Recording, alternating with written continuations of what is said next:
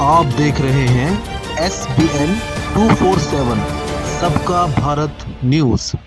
हनुमंतराव जी, उन्हें बहुत मुबारकबाद इस बात के लिए कि खूबसूरत किताब उनकी जिंदगी पर आज हम सबके हाथों में है। मैं इसे पढ़ रहा था और मैंने देखा कि 1948 में आप हिंदुस्तान में पैदा हुए, यानी कि गुलाम भारत में पैदा होना मना कर दिया इन्होंने कहा कि हम पैदा तब होंगे जब देश आजाद हो जाएगा।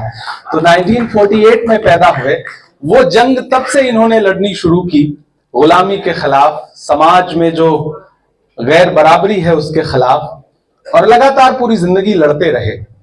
और अब जाकर के 75 साल के बाद उनकी जब जिंदगी हम लोगों के हाथ में किताब की शक्ल में आई है, तो मुझे पूरा यकीन है कि हम नौजवानों को बहुत इंस्पिरेशन मिलेगा।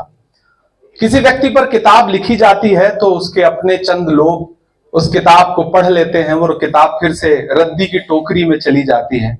मैं पहला ऐसा इंसान देख रहा हूं कि जिसकी किताब का विमोचन है और हिंदुस्तान के हर कोने से कोई ना कोई नेता, कोई ना कोई सामने सुनने वाला यहाँ पे मौजूद है। ये दर्शाता है कि हनुमंतराव जी की रीच कितनी बड़ी है। पूरे देश में उनको लोग जानते हैं, चाहते हैं। मेरी पहली मुलाकात हुई थी अभी पिछले दिनों तेलंगाना के इलेक्शन में, स्टेज पर जब मौजूदा चीफ मिनिस्टर रेवंत रेड्डी साहब का नॉमिनेशन था और मैंने स्टेज पर पहली बार इन्हें बोलते हुए सुना। मेरी सियासी जिंदगी बहुत कम है, थोड़े से वक्त से मैं सियासत में हूं, और जब मैंने इन्हें सुना तो मुझे लगा कि इस इंसान ने अपनी जिंदगी में कितना संघर्ष किया होगा। बहते हुए दरिया की रवानी में मरे हैं, कुछ ख्वाब मेरे ऐन जवानी में मरे हैं, कब्रों में नहीं हमको किताबों में उतारो, हम लोग मोहब्बत की कहानी में मरे हैं।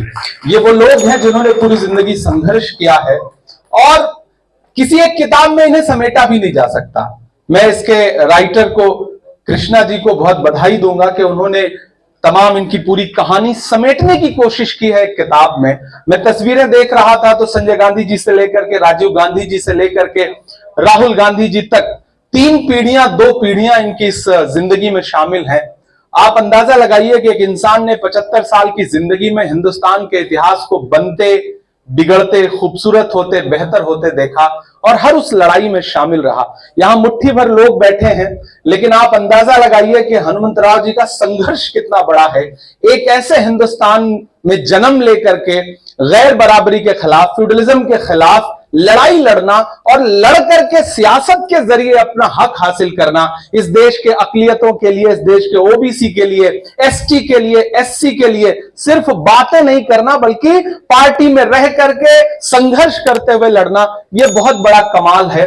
और ऐसा कमाल हनुमंतराव जी जैसे लोग ही कर पाते हैं। तो मुझे लगता है कि एक बार जोरदार ताली आप उनके लिए बजाएं, उनको मुबारकबाद दें। और मुझे ये किताब जब हासिल हुई और इस किताब के कुछ पन्ने मैंने पलटे तो मुझे ऐसा लगा कि ये वो शख्स हैं जिनसे हम सारे नए लोगों को बहुत इंस्पिरेशन हासिल करना चाहिए। दादा, आपको बहुत मुबारकबाद, आप मेरे दादा के उम्र के हैं। मैं आपको बहुत मुबारकबाद देता हूं और दुआ करता हूं कि आपकी उम्र पे बड़ी लंबी बातचीत हो रही थी। ये कहा गया कि 80 साल के हो गए हैं। आदमी कभी बूढ़ा नहीं होता, आदमी भले बूढ़ा हो जाए लेकिन शेर कभी बूढ़ा नहीं होता। ये कभी बूढ़े नहीं होंगे, मुझे पूरा यकीन है। और ये इसी तरह से पार्टी की खिदमत करते रहें। राहुल जी इनसे बहुत प्यार करते हैं, मैं इस बात को जानता हूं। सोनिया जी इनका बहुत सम्मान करती हैं। मीरा कुमार जी का इस कार्यक्रम में इतनी देर मौजूद होना इस बात का सबूत है कि हनुमंतराव जी ने अपनी जिंदगी में क्या कमाया है। किसी भी इंसान की कमाई, उसकी पूंजी यही होती है कि सियासत के अलग अलग शहरों के लोग एक जगह इकट्ठा हों और घंटों उसकी तारीफ करें, उसके बारे में बात करें। तो हनुमंतराव जी, आपको बहुत मुबारकबाद, आप इसी तरह चमकते रहिए। ये किताब आज अंग्रेजी में हम सारे लोगों के हाथ में है। मेरी ख्वाहिश है कि ये किताब आपकी लोकल लैंग्वेज में भी ये पब्लिश हो, ताकि तेलंगाना, आंध्र प्रदेश के गांव-गांव तक ये किताब पहुंचे, लोग हनुमंतराव जी के जिंदगी से प्रेरणा ले सकें। हम इसी दुआ के साथ एक बार फिर से आपको बहुत मुबारकबाद देते हैं। हम सायादार पेड़ जमाने के काम आए और सूखने लगे तो जलाने के काम आए। टूटी हुई तलवार कभी फेंकना नहीं, शायद ये दुश्मनों को डराने के काम आए। बहुत शुक्रिया।